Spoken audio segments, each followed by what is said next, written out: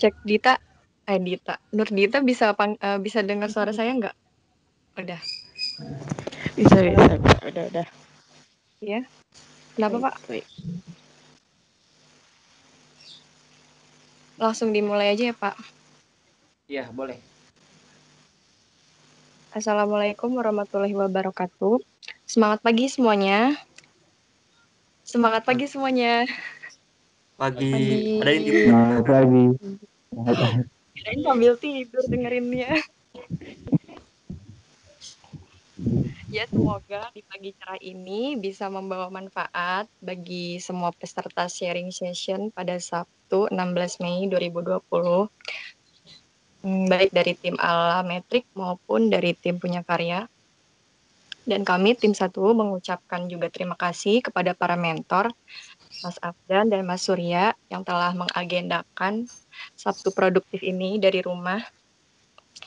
Dan dari kesempatan ini, sesuai tema kegiatannya, tim 1 Alametrik berkesempatan lebih dulu buat presentasi, yang sebenarnya kami anggap ini lebih ke ruang ekspresi atau forum diskusi yang mana kita bisa saling belajar dan berbagi.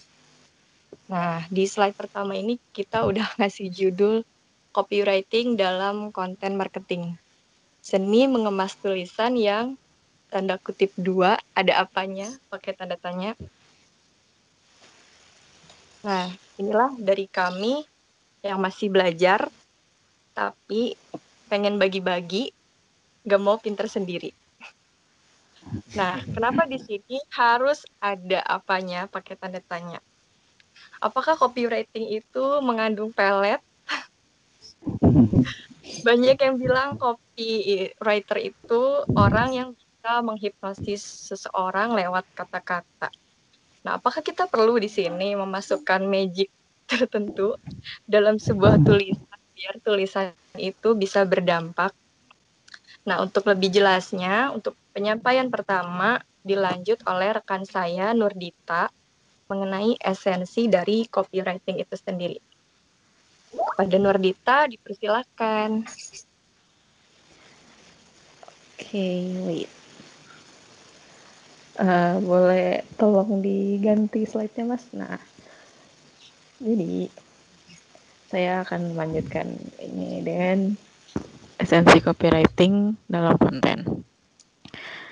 Jadi, pada dasarnya itu, copywriting itu perlu menarik perhatian karena jelas di sini kita copy itu artinya teks yang digunakan dalam menjual, terus writing artinya menulis. Jadi kita menjual sesuatu melalui tulisan gitu. Terus ini juga hampir mirip sama content writing, yang mana biasanya content writing itu berisikan konten-konten yang informatif. Jadi kayak yang memuaskan rasa penasaran si pembacanya itu. Terus copywriting dalam konten itu kita diminta untuk mengolah kata, membuat tulisan yang enak dibaca, dan meyakinkan calon pembeli. Poinnya sebenarnya paling akhirnya itu adalah kita berusaha meyakinkan calon pembeli sampai pembeli itu melakukan tindakan pembelian gitu. Jadi menulisnya itu lebih kayak apa ya, storytelling gitu. Jadi kita berusaha untuk soft selling sebaik mungkin. Gitu esensi copywriting dalam konten. Boleh dilanjut Mas slide-nya. Nah, ada 3 jenis konten artikel. Itu bisa dilihat ada original, ada correction, ada sama yang rewrite. Original itu adalah perspektif nulis ditambah penelitian dan kutipan tokoh. Kesannya formal banget ya, cuma ini nggak formal sih. Jadi ini benar-benar original pertama kali tulisan yang dibikin dengan tema itu oleh penulisnya gitu. Jadi kita nggak menyadur atau lihat dari sumber-sumber lain, tapi kita istilahnya tuh kayak liputan langsung gitu. Jadi uh, artikel yang kita buat tuh benar-benar fresh from the oven. Terus yang kedua itu ada curation. Diracik dengan beberapa gabungan blok menghasilkan tulisan yang lebih unik. Jadi kalau misalkan yang curation itu, jadi kita lihat ke beberapa contoh tulisan dengan tema yang pengen kita tulis. Itu nanti dari situ kita akan kurasi. Kurasi itu proses apa ya? Proses memilah dan memilih gitu loh, yang mana yang harus kita masukin ke dalam tulisan kita, yang mana yang menurut kita mungkin nggak harus ada di tulisan kita gitu. Dan rewrite itu yang terakhir, itu menulis ulang berdasarkan pemahaman, biasanya hanya dari satu sumber. Jadi seperti namanya rewrite, jadi kita nulis ulang, benar-benar jatuhnya kayak bikin kutipan gitu, tapi ini di paraphrasing semuanya gitu. Cuma kita bisa nambahin opini kita sendiri tetap, tapi sumbernya cuma dari satu begitu. Oke. Udah Dita, ada yang masih mau disampaikan lagi? Ada tambahan-tambahan? uh, itu aja sih. Nah, kalau bisa saya ambil kesimpulan tadi untuk yang tahap pertama di copywriting itu, jadi kita nggak sekedar nulis, tapi copy itu sendiri yaitu di situ seni mengolah katanya. Yang mana si copywriting ini mengandung juga soft selling. Jadi contohnya seperti dalam kegiatan grup kita saat ini ya, di Alametrik maupun di Punya Karya itu kan kita ditugaskan untuk membuat konten artikel buat dipublikasikan di web masing-masing. Nah, yang mana langkah awalnya ini, konten bisnis ini kita sediakan buat mengedukasi dan membangun kesadaran audiens. Audiens di sini target utamanya tentu saja UMKM. Nah, tujuan akhirnya yang mana akan menggiring audiens ini biar tertarik dan bisa pakai jasa dari Alametrik maupun Punya Karya. Tuh. Maaf gangguan-gangguan suaranya. Nah, selanjutnya tadi yang konten artikel ya, tadi udah dijelaskan sama rekan saya Dita. Ada original, ada curation, ada rewrite. Nah, yang original itu tentunya dari perspektif penulis sendiri. Dia lebih terkesan original ya. Jadi langsung gitu ide dari si penulisnya. Nah, kalau yang curation ini yang sering kita pakai. Kebanyakan kita itu baca dari sumber referensi lain. Minimal yang taruh 5 sampai 10 artikel, tapi tetap si artikel ini kita racik sendiri biar menjadi tulisan yang unik. Nah, gimana biar unik? Nanti selanjutnya ada di penjelasan yang slide berikutnya ya. Nah, tadi terakhir kalau yang rewrite itu kan menulis ulang dari pemahaman artikel yang udah ada. Nah, kita cari satu artikel terbaik, itu kita jadikan role modelnya, tapi tetap biar menghindari plagiasi, itu kita perlu mengubah si struktur tulisan artikel itu. Ya memang kalau yang rewrite ini bisa hanya dari satu sumber saja, tapi bisa kita inovasikan juga jadi karya yang lebih unik gitu. Selanjutnya Mas Surya boleh ke konten strategi dan packaging.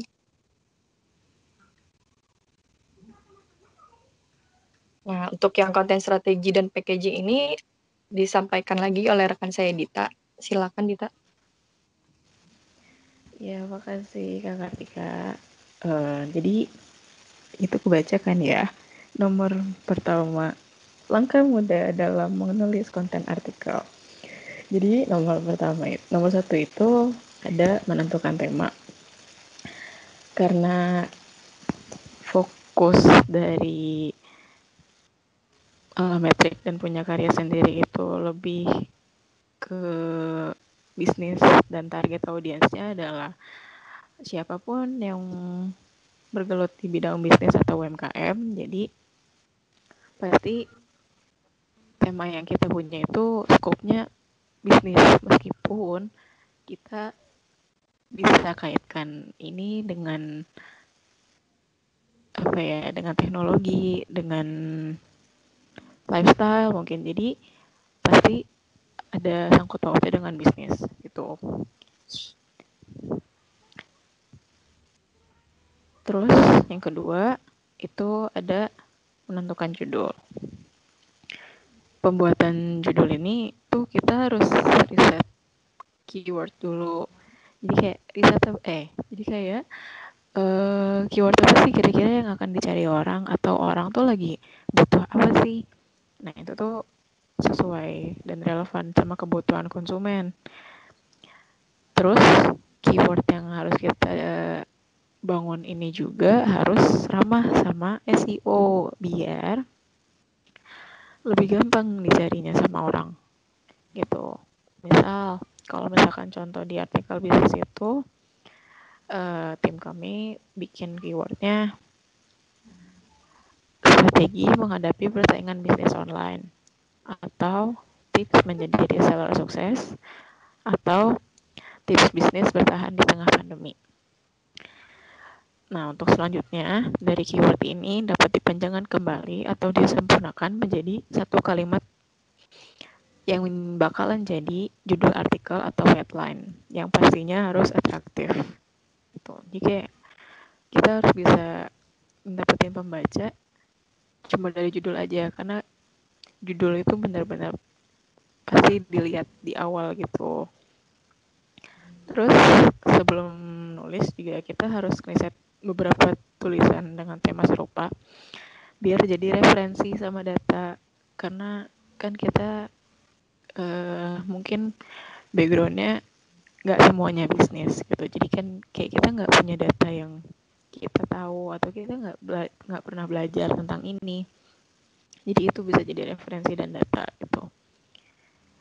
Risetnya minimal 5-10 artikel sih, dibaca-baca aja gitu. Jadi kayak kita juga akan apa ya, lebih terbuka gitu pikirannya. Jadi kayak yang bakalan ada ide-ide menarik juga yang muncul kalau misalkan kita udah baca lebih banyak gitu. Terus yang ketiga itu bikin subjudul. Subjudul ini itu poin-poin yang ada di tiap di artikel. Tujuannya biar kita tahu tulisan jadi tulisan gimana sih yang pengen kita bikin, sampai batas yang ingin diulas gitu. Jadi kayak setelah riset kita harus catat poin-poin penting, terus susun konsepnya sesuai kebutuhan konten yang mau kita bikin. Nah dari situ kita baru buat kerangka menulis biar efektif dan efisien. Jadi tulisannya nggak ngalor ngidul. Biasanya kalau misalkan bingung dari riset yang udah dibaca dari artikel-artikel lain itu, dibikin poin-poin aja apa sih yang penting gitu. Kalau enggak dibuat mind mapping biar kelihatan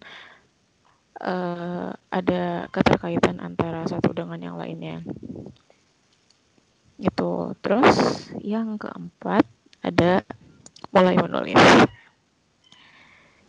Jadi kalau menulis ini kita harus cari sudut pandang yang unik, karena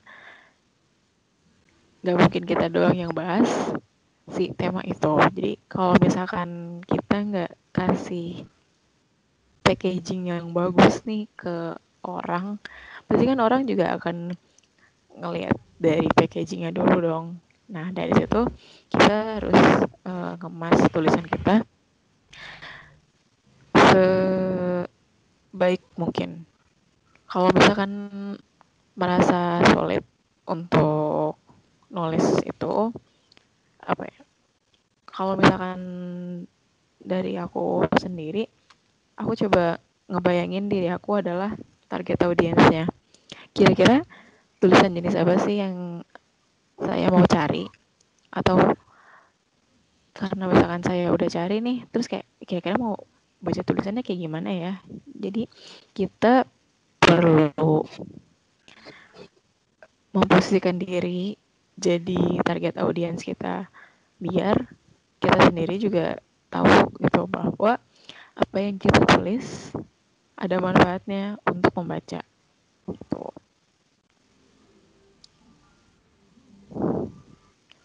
Terus yang kelima itu ada penyuntingan atau editing.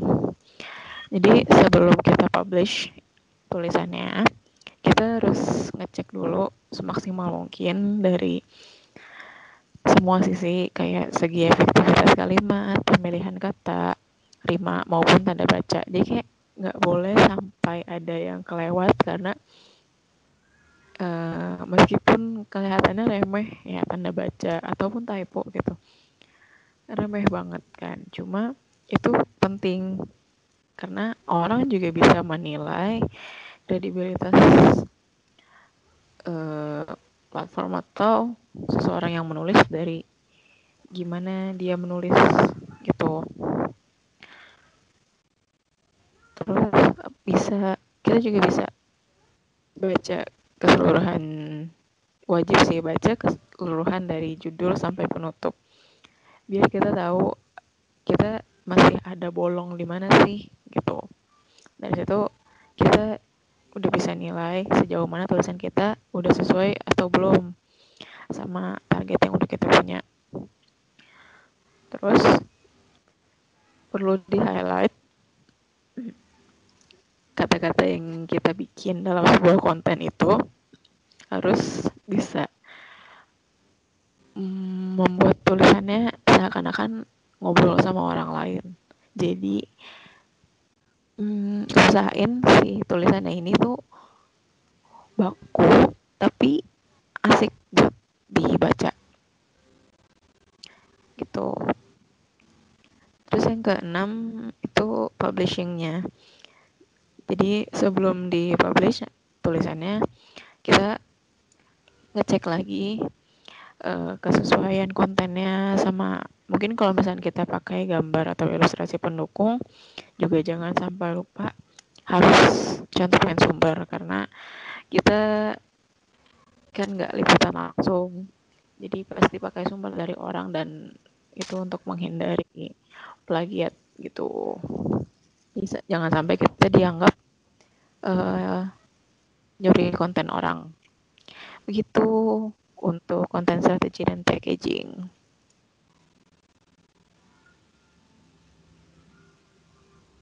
Oke, yang untuk konten strategi dan packaging sudah disampaikan oleh Dita.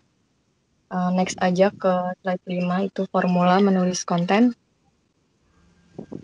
Nah, untuk formula menulis konten ini sebenarnya sekarang ini kita tahu ya artikel itu perlu ramah SEO, SEO. Itu jangan sampai tapi juga artikel kita melupakan unsur human friendly.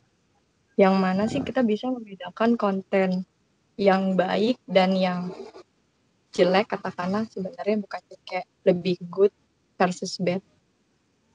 Kalau misalnya memang artikel kita bagus kan isi kontennya berarti orang juga betah ya lama-lama baca artikel kita. Dan itu juga yang akan dibaca sama Google menjadi data.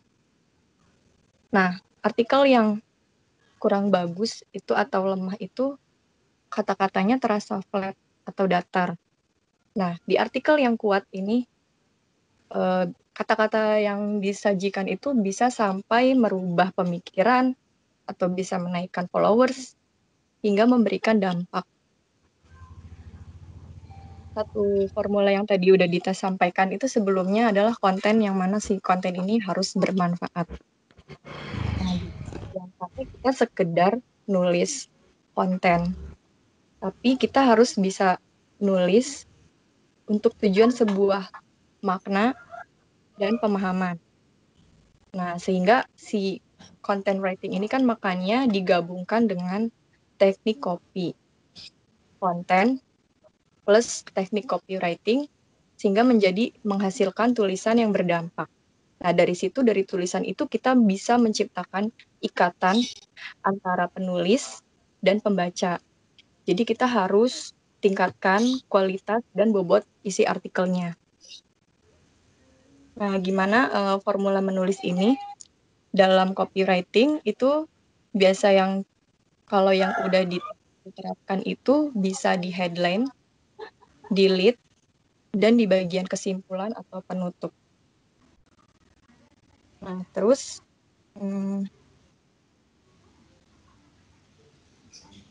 di sini juga formula menulis itu kita harus bisa menentukan angle yang ciri khas atau menarik.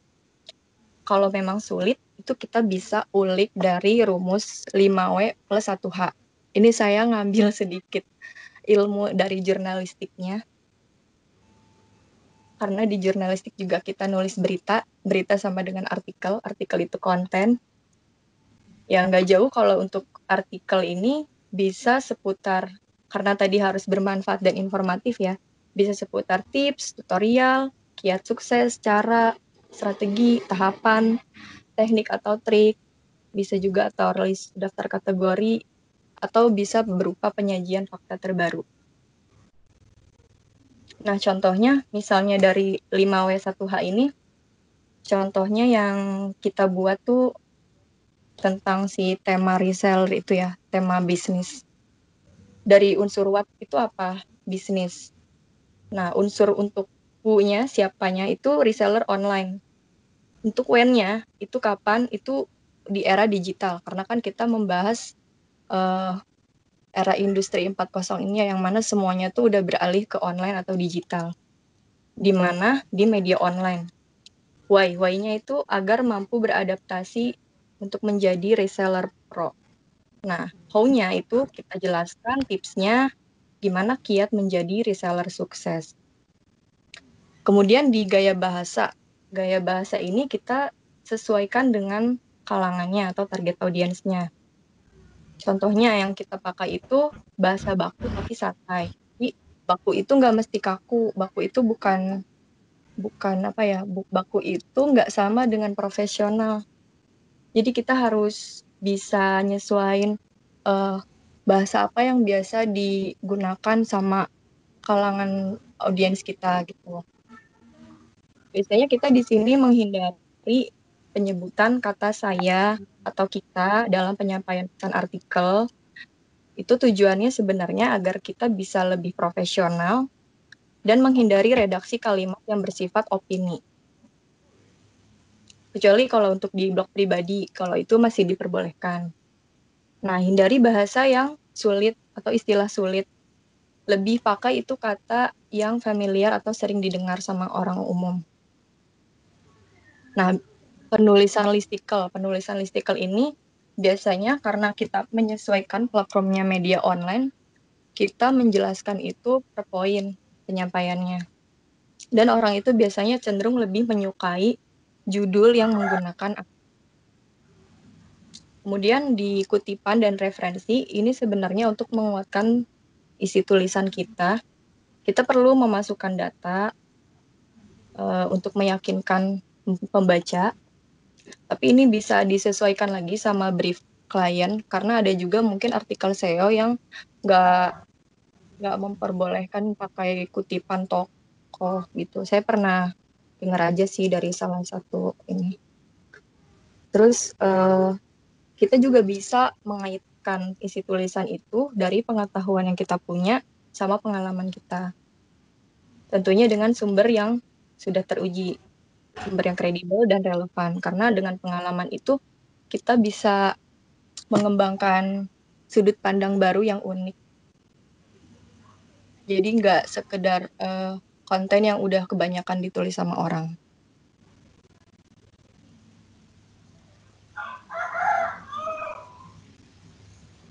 Menulis konten. Selanjutnya Mas Surya tolong dipindah ke slide berikut. Nah, ini hanya sekedar gambaran gimana sih pembuatan artikel di tim 1. Yang pertama kita kan nentuin topik dulu ya. yang mau diangkat apa. Kalau temanya itu, topiknya udah ditentuin kan, bisnis. Nah, kategorinya apa, kita sesuaikan, pokoknya kita kaitkan ke bisnis. Karena platform kita kan, profil si brand Alametrik ini, platform media sosial terintegrasi yang membantu pegiat usaha atau bisnis. Nah, yang kedua itu kita diskusiin keyword yang mau kita pakai itu apa. Sejujurnya untuk di tim satu sendiri, kita masih kendala untuk mencari keyword yang terbaik itu gimana. Meskipun memang ada toolsnya, tapi kita memang masih terbatas akan pengetahuan keyword. Jadi kita ini pilih solusi ya, bagaimana si keyword ini yang masih relevan, yang menarik, yang memang bermanfaat. Jadi kita nggak juga asal ngikutin tren sih, tapi kita juga mempertimbangkan si isi konten ini dan bagaimana yang konten yang memang dibutuhkan sama audiens kita. Kemudian eh, menentukan kerangka artikel yang tadi udah disebutkan di awal itu subjudul, biar tulisan kita itu nggak kemana-mana, fokus. Dan yang keempat itu penulisan artikel itu sendiri. Yang kelima, setelah dari Bapak tim satu menulis, itu biasanya akan disetor dulu ke email saya, terus saya review sebagai PLC.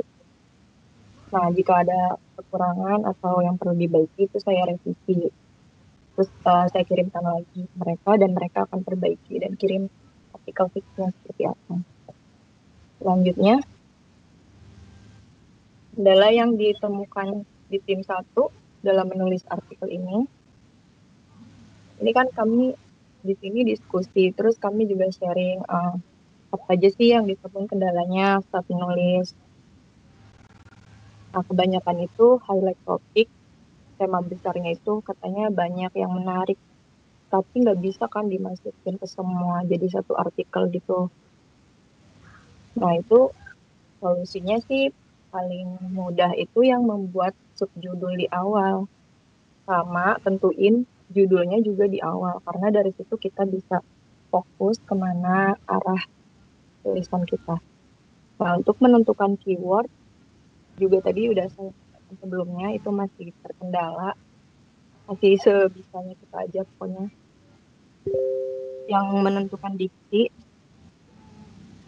itu banyak yang masih kata-katanya itu berbelit. Mungkin saya juga masih banyak kayak kalimat tidak efektif. Padahal kan kalau di konten artikel itu harus kalimat yang sederhana tanpa bermaksud untuk memendekkan kalimat ya. Maksudnya ya untuk biar pesannya itu lebih mudah sampai. Kalau ini sih siasatnya ya banyakin baca aja sama berlatih. Jadi biar kita lebih mengerti kalimat, efektivitas kalimat itu.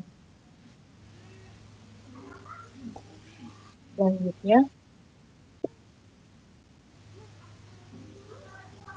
nah ini contoh dari yang udah kami buat bagian headline dan lead penerapan copywritingnya.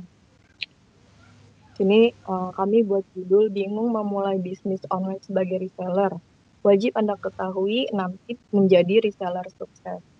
Nah, gimana caranya si judul ini menarik tapi nggak clickbait juga. Jadi dia menarik tapi isinya gitu. Ternyata judulnya doang, yang isinya nggak ada. Oh ya intinya kayak apa ya, banyak ya artikel yang dalam kata-kata itu jadi mereka hanya bahas doang aja. Tapi isinya itu kita kayak gitu banyak sih yang bisa diambil, ya, kalimatnya nggak bermakna gitu. Nah, terus kita juga bisa terapin si copywriting ini di bagian keras. Itu kalau di berita sih namanya lead keras kita. Nah, keras ini menggambarkan bagian besar isi konten yang mau kita baca. Jadi kita bisa apa ya, coba untuk mengangkat dari sisi ego pembaca, storytelling itu tadi, dan menyampurkannya jadi kayak apa ya, membayangkan gitu. Kalau kita menjadi bisnis yang sedang membaca. Kayak misalnya ini, memulai bisnis online bisa menjadi dilema tersendiri, khususnya bagi reseller bermental CEO. Ini sebenarnya sih, ya idenya itu saya dapetin dari postingan konten Instagram. Tapi saya kupas lagi. Nah, karena saya juga punya prinsip tersendiri soal reseller bermental CEO ini. Nah, coba-coba buat gimana sih nyoba bisnis online, tapi kok kayaknya nggak fokus gitu antara kita tuh kan reseller harusnya minim modal, tapi kok jadi malah pengennya bikin produk sendiri gitu. Tapi kan sebenarnya belum bisa ya, karena kita masih keterbatasan modal, riset, kayak gitu. Nah, ini maksudnya kegelisahannya pembaca itu di sini, gimana sih reseller bermental CEO. Jadi nggak sekedar tips menjadi reseller sukses aja, ada pemahaman diri di situ. Modal pengen seminim mungkin, tapi cenderung fokus pada omset yang langsung melejit. Nah gitu, kita kayak pengen jadi reseller, tapi untungnya udah pengen langsung gede. Kan nggak mungkin ya. Jadi kita mulai dari, ya merintis dulu pastinya, dari kecil. Selanjutnya itu ada bagian di konten. Nah itu ini masuk ke subjudul yang tadi saya bilang.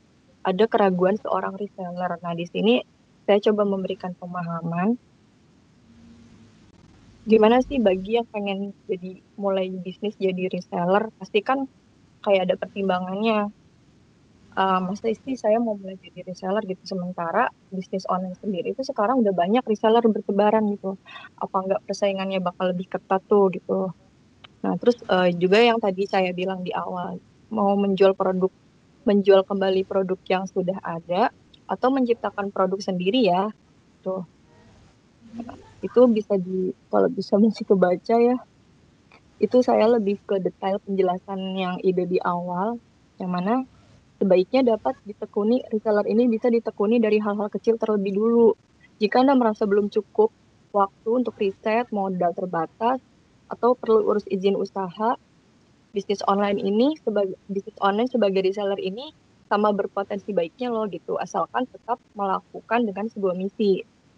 Jadi bisnisnya ya boleh aja reseller, tapi kalau mindset kita sama dengan cara kerja pebisnis profesional, ya mungkin capaian omsetnya juga bisa lebih baik, hasil yang didapatkan juga lebih baik, lebih berbeda.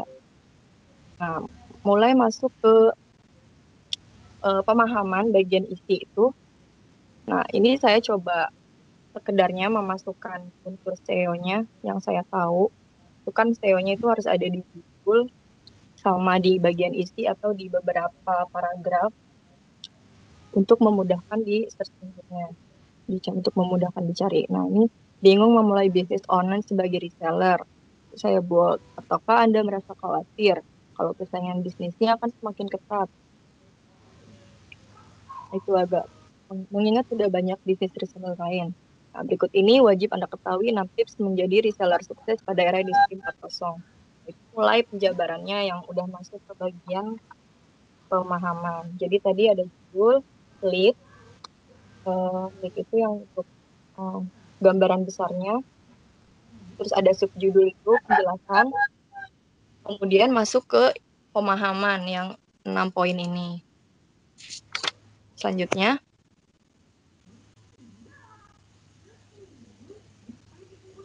slide selanjutnya.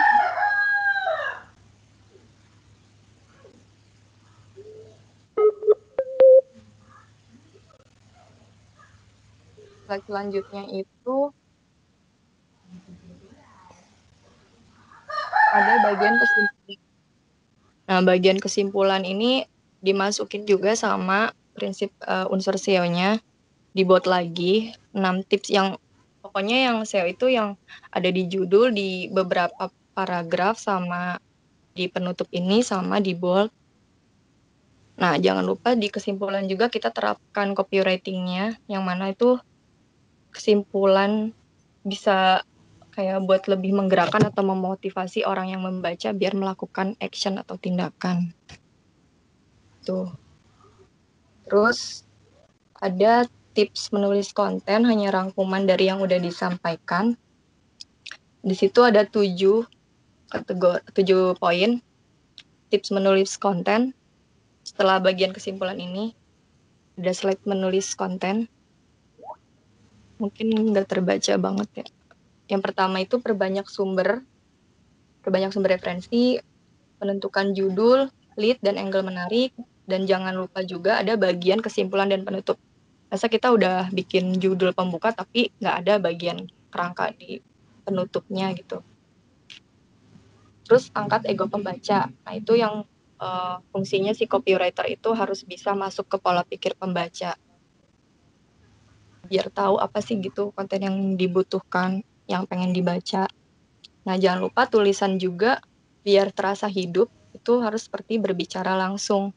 Makanya kita pakai kata Anda di setiap artikel. Itu maksudnya biar si konten ini, kan kita nggak mungkin ya menargetkan semua audiens. Jadi seakan-akan tuh biar memang pesannya efektif sampai itu seakan-akan pesan kita tuh ditujukan kepada satu orang, fokus ke satu orang. Terus kita pakai kata Anda.